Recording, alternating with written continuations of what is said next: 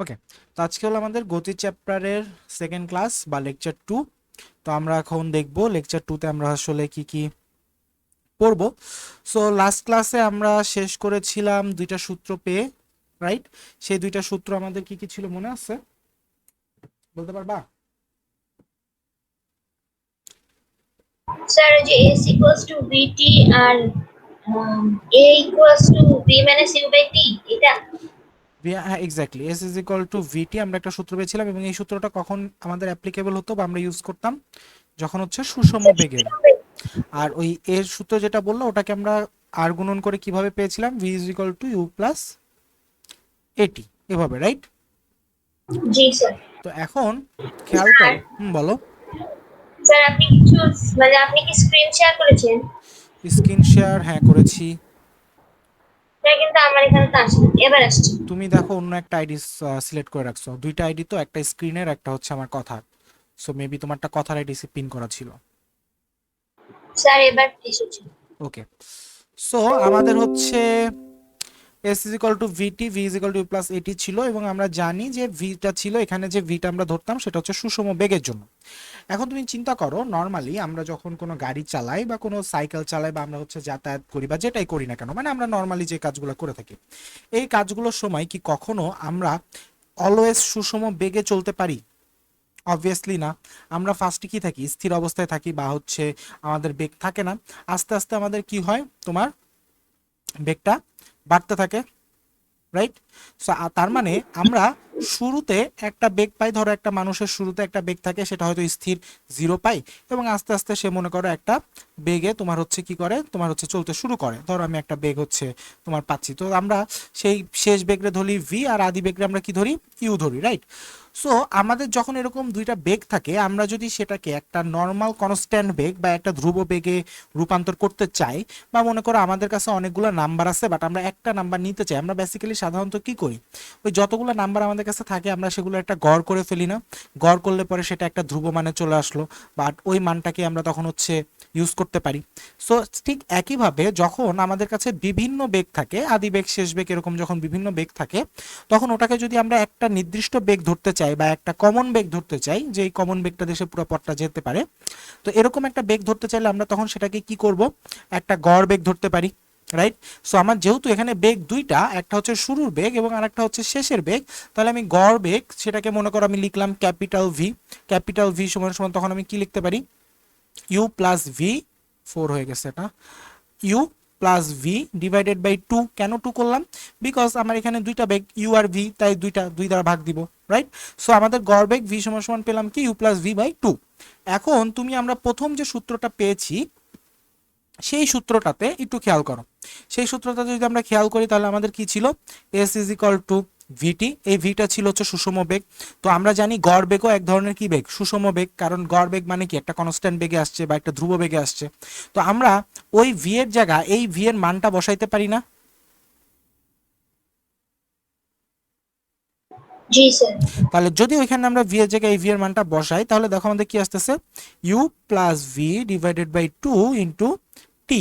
এইটা হচ্ছে আমাদের কি আসলো, এস এর একটা সূত্র আসলো। তার মানে এটাও হচ্ছে আমাদের গতির আরো একটা সূত্র, যে s is equal to u plus v divided by 2। Okay, এবার তুমি খেয়াল করো, এই যে সূত্রটা বসিয়েছি বা এই সূত্রটা আমরা পেলাম, এই সূত্রের ভিতরে এই ইউটা কি আমাদের বলতো, স্যার আদি বেগ। ভিটা কি, শেষ বেগ। টিটা কি, সময়। এস দূরত্ব। দ্রুত বা সরণ। তো এখানে এই ভিটা হচ্ছে শেষ বেগ। এখন আমাকে বলো তো, এই যে এখানে দেখো আমাদের 1 নাম্বার সূত্র এটা ছিল, 2 নাম্বার সূত্র এটা ছিল, এই 2 নাম্বার সূত্রে এখানে ভিটা কি বলতো আমাদের? স্যার শেষ বেগ। শেষ বেগ। তার মানে এইখানের এই যে s is equal to u plus v by 2 into t, এখানের যে ভি আর এখানের যে ভি, দুইটা ভি আমাদের সেম, তাহলে আমি এই ভি এর মানটা ওখানে বসাইতে পারি না? জি স্যার। তাহলে এখন আমরা ওখানে একটু বসায় ফেলবো, দেখো আমাদের কি আসে। তাহলে মনে করো আমি ফার্স্টে কি করলাম, 2 রাখলাম, ইউ প্লাস ভি এর মান হচ্ছে ইউ প্লাস এ টি, ঠিক আছে, বসিয়ে দিলাম, এবং পুরাটার সাথে আমার গুণ আছে কে, টি গুণ অবস্থায় আছে, সেটাকে আমি পাশে লিখে দিলাম। তাহলে এখন দেখো আমার কি আসতেছে, 2 ইউ প্লাস এটি, আচ্ছা টিটাকে আমি পাশে আলাদা আকারে গুণ আকারে লিখি, নিচে হলো ডিভাইডেড বাই 2 ইন্টু টি। ঠিক আছে, আচ্ছা টি যদি আমি ওভাবে নাও লিখি, আমি জাস্ট গুণ করে দিই, গুণ করে দিলে কি হবে দেখো তো, 2u আর ইউ মিলে হয়েছে 2u, তার সাথে গুণ আছে কে, টি, তার মানে 2ut, আর এই পাশে আছে এটি, তার সাথে টি গুণ হয়ে কি হয়ে যাবে, এটি স্কোয়ার। ওকে, ক্যালকুলেশনে কোনো কনফিউশন আছে? না স্যার। আচ্ছা, তাহলে এখন দেখো এই টুটা ইউটির সাথেও ভাগ অবস্থায় আছে, এটির সাথেও ভাগ অবস্থায় আছে না? জি স্যার। দুইটার সাথে যদি ভাগ অবস্থায় থাকে, তাহলে প্রথমের যে অংশটা ইউটি, তার সাথে টু টু কাটা হয়ে কি চলে যাবে, ইউটি হয়ে যাবে। আর পরে এটির সাথে ভাগ অবস্থায় আছে, তার মানে প্লাস, ভাগ অবস্থায় থাকাও যায়, আমি যদি হাফ গুণ করি একই জিনিস না? জি স্যার। তার মানে আমি পরে লিখতে পারি হাফ এ টি স্কোয়ার। তাহলে এটা আমরা কিসের সূত্র পেলাম, সেই এস এরই সূত্র পেলাম। তার মানে s is equal to u t plus half a t square, এটা হচ্ছে আমাদের গতির আর একটা সূত্র। ওকে, জি স্যার। এবার তুমি চিন্তা করো, এবার কি চিন্তা করব, আমরা একটা সূত্র পাইছিলাম, যে দ্বিতীয় সূত্র, এই দ্বিতীয় সূত্র নিয়ে এখন আমরা কাজ করব। সো দ্বিতীয় সূত্রতে আমরা কি পেয়েছিলাম, দ্বিতীয় সূত্রতে আমরা পেয়েছিলাম যে আমাদের ভি সমান সমান ইউ প্লাস এ টি। তো এখন এটাকে যদি আমরা বর্গ করি, ম্যাথে আমরা বর্গ পড়েছি না? জি স্যার। সো আমরা যদি এখন এটাকে বর্গ করি, তাহলে আমরা কি করতে পারবো, বর্গ করলে আমাদের কি আসবে বলতো, বর্গ করলে আমাদের আসবে হচ্ছে ভি স্কোয়ার ইকুয়াল টু, এখন পরেরটা u plus a t whole square, মানে কি এ প্লাস বি হোল স্কোয়ারের সূত্রে পড়ে গেছে না? জি স্যার। তাহলে এ প্লাস বি হোল স্কোয়ার সূত্রটা কি হয় আমাদের বলতো? a square plus 2ab plus b square. Right, তাহলে এখানে এ স্কোয়ার মানে কি, ইউ স্কোয়ার প্লাস 2, এ মানে হচ্ছে ইউ, বি মানে হচ্ছে এ টি, প্লাস বি স্কোয়ার মানে হচ্ছে কি হবে, এ স্কোয়ার টি স্কোয়ার। রাইট, এখন তুমি কি করবা, পরের লাইনে আমরা আসি, পরের লাইনে আমাদের ইউ স্কোয়ার থাকলো, পরে আমরা কি করব, 2 আর হচ্ছে এ কমন নিব। কাকে কাকে কমন নিলাম, 2 আর এ কে। তাহলে 2 আর এ কে কমন নিলে আমার প্রথম যে পদটা থাকে, মানে এই দুইটার ভিতরে 2 আর এ কমন নিছি, তাহলে প্রথম পদটার ভিতরে কে কে বাকি থাকে বলো তো, ইউটি। ut। আচ্ছা, তারপরে প্লাস, এরপরে দেখো এ স্কোয়ার টি স্কোয়ার, এর ভিতর কমন নিছি খালি এ কে, তার মানে আমার আছে হচ্ছে কে, এ টি স্কোয়ার আছে। কিন্তু এখানে আরেকটা ঝামেলা, কি ঝামেলা, আমি কিন্তু এখানে 2 ও কমন নিছি, নিছি না? কিন্তু আমাদের এই সেকেন্ড পদের ভিতরে কি আমার 2 আছে? না স্যার। নাই। তাহলে যখন আমি গুণ করব, তখন তাহলে বেসিক্যালি আমার গুণ করলে তখন আমার কি হয়ে যাবে বলতো, আমি যদি এ টি স্কোয়ার থাকে তার সাথে যদি গুণ করি হচ্ছে 2a, তাহলে আমার আলটিমেটলি কি হয়ে গেল, 2a স্কোয়ার টি স্কোয়ার হয়ে গেল না? সো আমাকে এই 2টা বাদ দেওয়ার জন্য বেসিক্যালি কি করতে হবে, 2 একটা ভাগ দিতে হবে। তাহলে ভাগ দিলে পরে আমার কি হবে, 2 2 কাটা চলে গেলে a স্কোয়ার টি স্কোয়ার থাকবে। তাহলে 2 ভাগ দেওয়া যা, আমি যদি এখানে হাফ গুণ করি, তাহলে একই জিনিস হলো না? ওটাই তো ভাগ দেওয়াকে বোঝায়। তাহলে তখন যদি আমি 2a গুণ করি, তখন আমার কি হবে, 2 2 কাটা চলে যাবে, আর ওই a গুণ হয়ে a স্কোয়ার টি স্কোয়ার থেকে যাবে। রাইট, তার মানে আমি এখানে গুণ আকারে কি লিখতে পারি, হাফ। তার মানে দেখো তো জিনিসটা কিছুটা এরকম আসলো কিনা, ইউ স্কোয়ার প্লাস 2a ব্র্যাকেটে u t plus half a t square, এরকম আসছে? জি স্যার। এখন এই যে u t plus half a t square, এই পুরাটা আবার কার সমান দেখো তো, এই দেখো আমরা এখানে পাইছি এস এর সমান, s is equal to u t plus half a t square. তাহলে তখন আমার কি হয়ে যাবে, ইউ স্কোয়ার প্লাস 2a, আর পুরাটার বদলে বসবে এস। এটা কার সূত্র, ভি স্কোয়ারের সূত্র। তার মানে আমরা ভি এর আরো একটা সূত্র পাইলাম, সেটা হচ্ছে ভি স্কোয়ার সমান সমান u square plus 2a s. তাহলে আলটিমেটলি এই যে আজকে আমরা যে 3টা সূত্র দেখলাম, আর আগের দিন যে 2টা সূত্র দেখছি, এই 2টা সূত্র মিলে আমাদের কি হয়েছে, গতির 5টা সূত্র তৈরি হয়েছে। ওকে,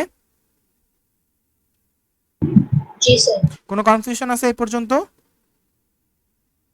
না স্যার, ক্লিয়ার।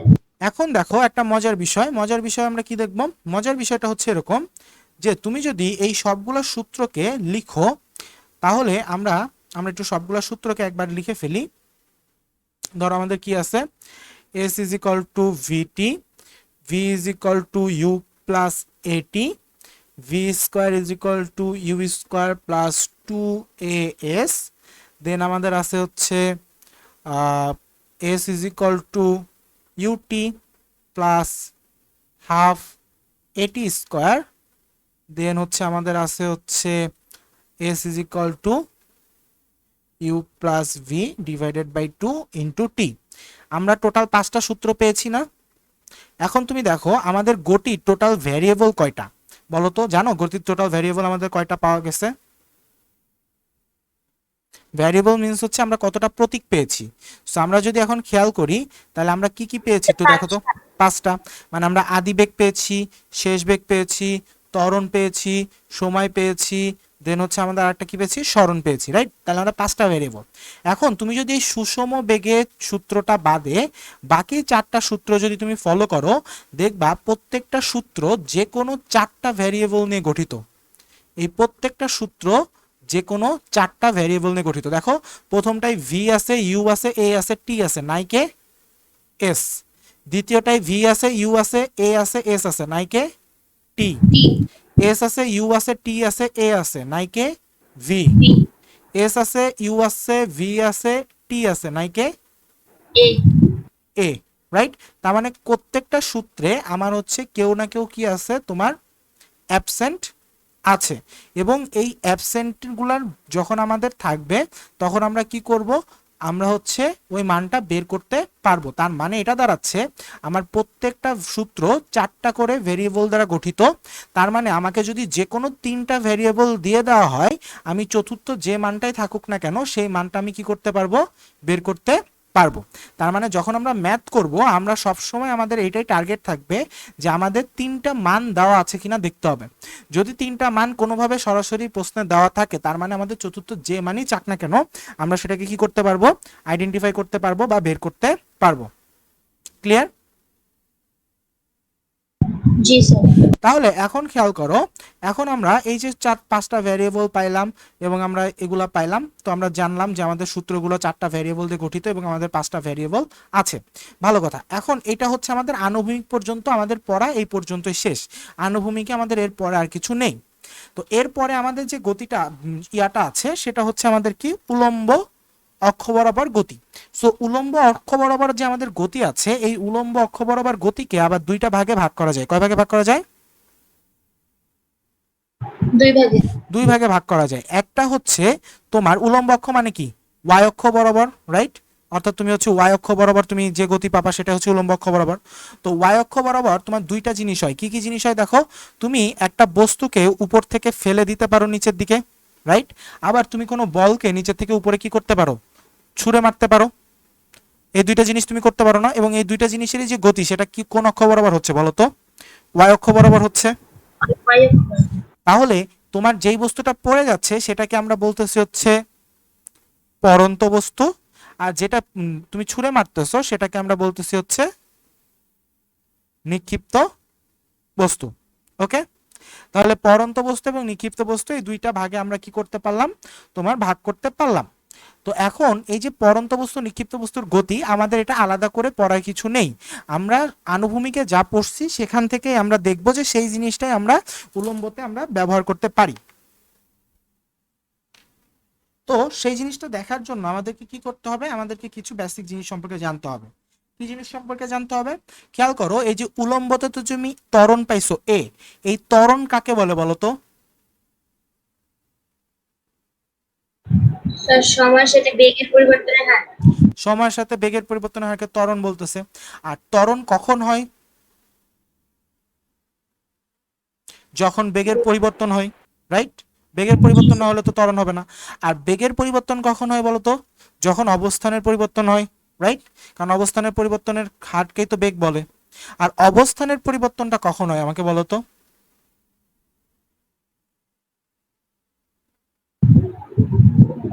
স্যার স্মরণের পরিবর্তনের ফলে। আর সরণের পরিবর্তনের হারটা তো অবস্থানের পরিবর্তন হার হচ্ছে না, কারণ অবস্থানের পরিবর্তনটাকে সরণ বলে। তো সরণের পরিবর্তনের হার যা আর অবস্থানের পরিবর্তনের হার যা, দুটা তো সেমই। বাট সরণটা হচ্ছে কখন এটা বলো, সরণ কখন হয়? নর্মাল কমন সেন্স চিন্তা করো, বেশি কঠিন কিছু না, হালকা পাতলা। দেখো, যখন তোমার বস্তু স্থির অবস্থায় আছে, নিউটনের প্রথম সূত্র, তোমরা অবশ্য বল পড়ো না এখনো, সো আমাদের নিউটনের প্রথম সূত্র কি বলছিল যে আমি যদি এর উপর বল প্রয়োগ না করি তাহলে স্থির বস্তুটা সবসময় কি থাকবে, স্থির থাকবে। ঠিক আছে। আর তার মানে আমি যদি বল প্রয়োগ করি তখনই কেবল আমার কি হচ্ছে, অবস্থানের পরিবর্তন ঘটতেছে, মানে সরণ ঘটতেছে। জি স্যার। তার মানে এই যে আমার অবস্থানের পরিবর্তন সেটা কখন ঘটে, যখন আমি এর উপরে একটা বল প্রয়োগ করি। এবার কনসেপ্ট ক্লিয়ার? জি স্যার। তাহলে আমি আরেকবার একটু রিক্যাপ দিই, দেখো। ত্বরণ, ত্বরণ কি বেগের পরিবর্তনের হার কখন হয়, যখন আমার ত্বরণ, ত্বরণ কখন হয়, যখন আমার বেগের পরিবর্তন পাবো। বেগের পরিবর্তন কখন হয়, যখন আমার অবস্থানের পরিবর্তন হবে। আর বস্তুর অবস্থানের পরিবর্তন কখন হয়, যখন আমি এর উপরে বল প্রয়োগ করব। তার মানে আনুভূমিক বরাবর আমার যত গাড়ি ঘোড়া যা কিছুই চলুক না কেন, আমি যখন এর উপর একটা বল প্রয়োগ করতেছি তখনই তারা কি হচ্ছে, গতিশীল অবস্থায় হচ্ছে, রাইট।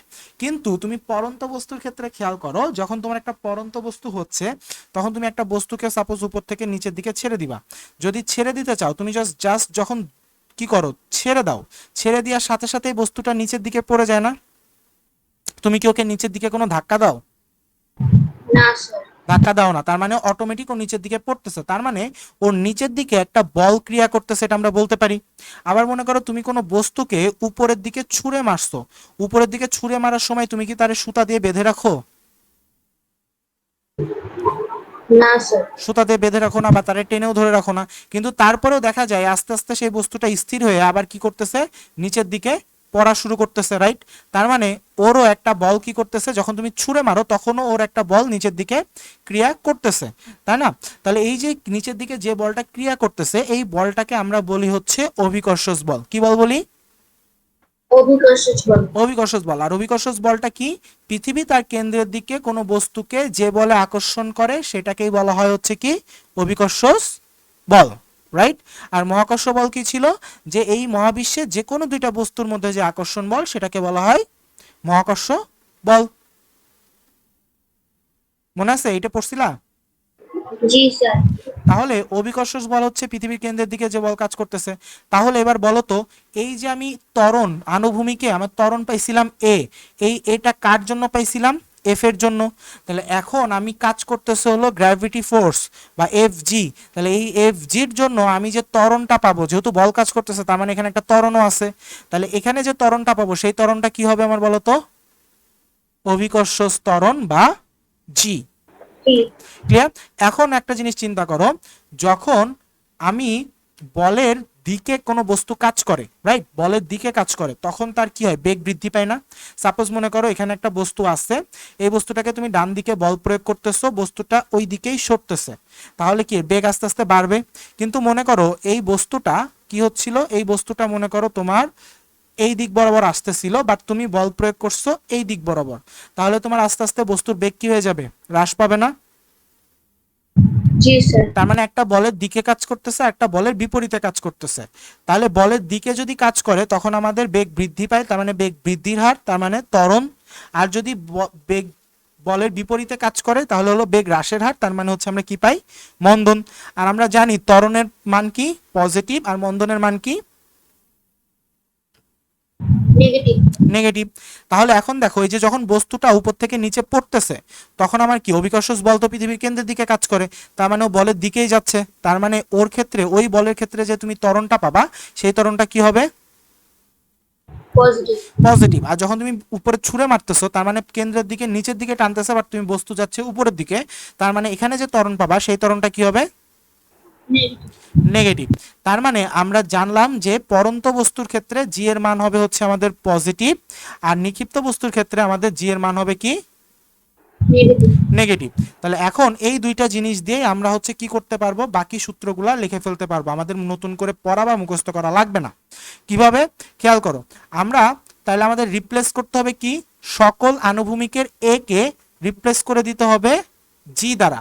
এখন আরো একটা জিনিস আমরা রিপ্লেস করব, কি রিপ্লেস করব, সেটা হচ্ছে যে তোমার যখন আনুভূমিক বরাবর কোনো দূরত্ব আমরা কল্পনা করি তখন আমরা সরণ বলতেছি, কিন্তু যখন আমি উলম্ব বরাবর কোনো দূরত্ব কল্পনা করি তখন কি আমি সরণ বলি নাকি ওটাকে হাইট বলি?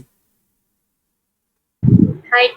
তাইলে ওই সরণটাকে আমরা রিপ্লেস করব এইচ দ্বারা, মানে হাইট দ্বারা, তার মানে আমার এস গুলো রিপ্লেস হবে কি দ্বারা, এইচ দ্বারা। ওকে, তাহলে এখন দেখো যে আমাদের ওই সূত্রে তোমার এইচ আর এ কোন কোন সূত্রগুলোর মধ্যে আছে, সেই সেই সূত্রগুলো আমাদের রিপ্লেস হবে।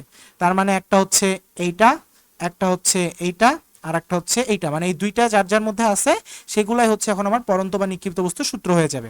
তাহলে এখন প্রথম সূত্রটা পরন্তর ক্ষেত্রে আমি যদি লিখি, তাহলে পরন্তর ক্ষেত্রে প্রথম সূত্রটা কি হবে, v is equal to u, যেহেতু আমার পরন্ত বস্তুতে জি এর মান পজিটিভ, তার মানে আলটিমেটলি আমি এখানে কি লিখতাম, আলটিমেটলি আমি এখানে এরকম ভাবে লিখতাম ইউ প্লাস, সূত্রে প্লাস প্লাসই থাকবে, প্লাস জি ইন্টু টি, তার মানে এই প্লাস প্লাস মিলে প্লাস হয়ে যাবে, তাই আমি এখানে লিখতাম হচ্ছে প্লাস জি টি। আর এটাকে যদি নিক্ষিপ্ত বস্তুতে লিখতাম তাহলে আমার কি হতো, plus minus g into t, তার মানে আমার কি হতো v is equal to u minus g t. এখন আমি চাইলে এই ভি প্লাস জিটি, মানে v is equal to u plus g t, এখানে প্লাস রেখে এইভাবে প্লাস জি বা মাইনাস জি লিখতে পারতাম সূত্রে, কিন্তু আমি কেন লিখি নাই জানো, কারণ তাতে আমার ম্যাথ ভুল হওয়ার চান্সেস বেশি, কারণ কখন আমি জি এর মান মাইনাস বসাবো, কখন আমি জি এর মান প্লাস বসাবো, এই জিনিসগুলো তখন আমি কনফিউশনে পড়ে যেতাম, বা অনেক সময় মনের ভুলে বসাইতেও পারতাম না, বা হয়তো আমি ভুলে যেতাম। সো এই কনফিউশন দূর করার জন্য ডাইরেক্ট আমরা এই প্লাস মাইনাস গুণ করেই সূত্রটাই চেঞ্জ করে ফেলছি।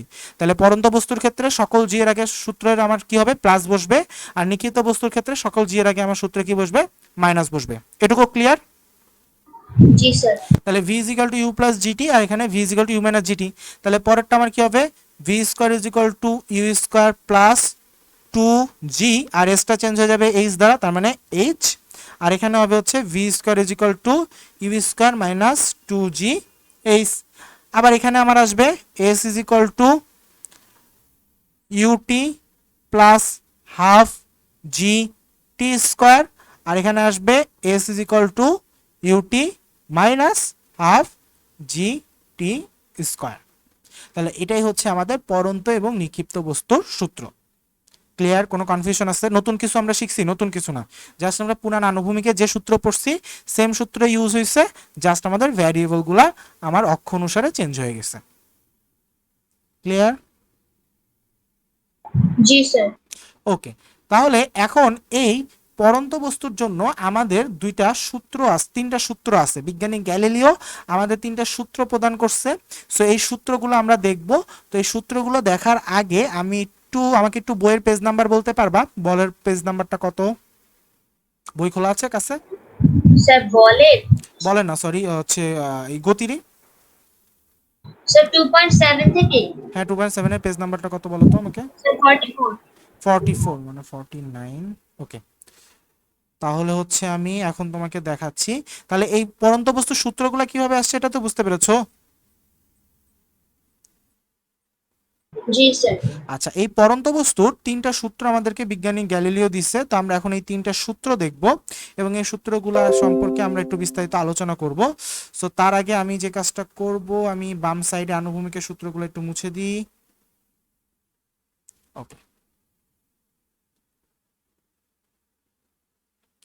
এখন আমাদের এই যে বিজ্ঞানী গ্যালিলিও সূত্র দেখো আমাদের কাছে চলে এসেছে।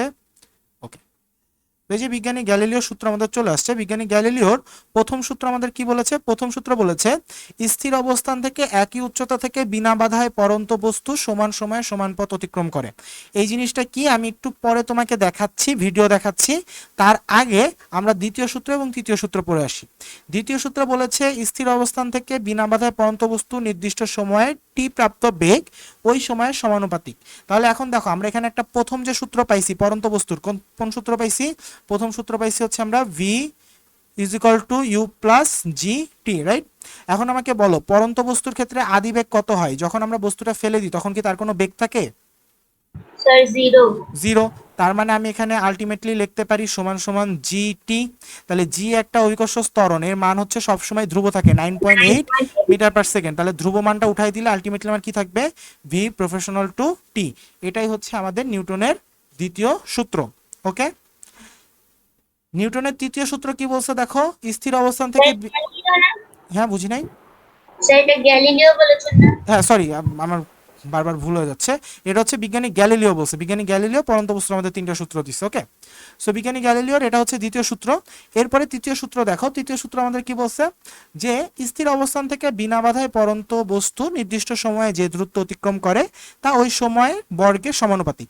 এখন দেখো আমরা পরন্ত বস্তুর দ্বিতীয় সূত্র আমরা কোথায় পাইছি? পরন্ত বস্তুর দ্বিতীয় সূত্র তো আমাদের এখানে দেখো একটা সূত্র ছিল যে আচ্ছা, আমি এখানে একটা জিনিস ভুল লিখছি সূত্রে, দেখো আমি এস লিখে রাখছি, এটা আসলে এস হবে না, এটা হবে কি আমাদের এইচ এইচ এইচ হবে। তো আমাদের ওই সূত্রটা দেখো, আমাদের ওই সূত্র কি ছিল, এইচ সমান সমান u t plus half g t square. So ভালো কথা, ইউটির মান আমরা জানি পরন্ত বস্তুর ক্ষেত্রে আমার কি হয়, জিরো, ইউ এর মান, তাই পুরোটা জিরো হয়ে গেল। তার মানে এইচ, এখন দেখো হাফ একটা কনস্ট্যান্ট মান, জি একটা ধ্রুব মান, তাহলে এই দুটোকে উঠাই দিলে সমানুপাতিক টি স্কোয়ার। এটাই হচ্ছে আমাদের পরন্ত বস্তুর তৃতীয় সূত্র, বা আমাদের গ্যালিলিও যে 3 নম্বর সূত্র দিচ্ছে সেই সূত্রটা। তাহলে এই দুইটা সূত্র বুঝতে পেরেছো? জি স্যার। আচ্ছা, এই দুইটা সূত্র যদি বুঝে থাকো, তাহলে এখন আমরা হচ্ছে একটা ভিডিও দেখব। সেই ভিডিওতে তোমার হচ্ছে প্রথম সূত্রটা আমাদেরকে দেখাবে। সো আমি তোমাদেরকে প্রথম সূত্রটা দেখাচ্ছি। সো আমাকে 1 মিনিট টাইম দাও, আমি ভিডিওটা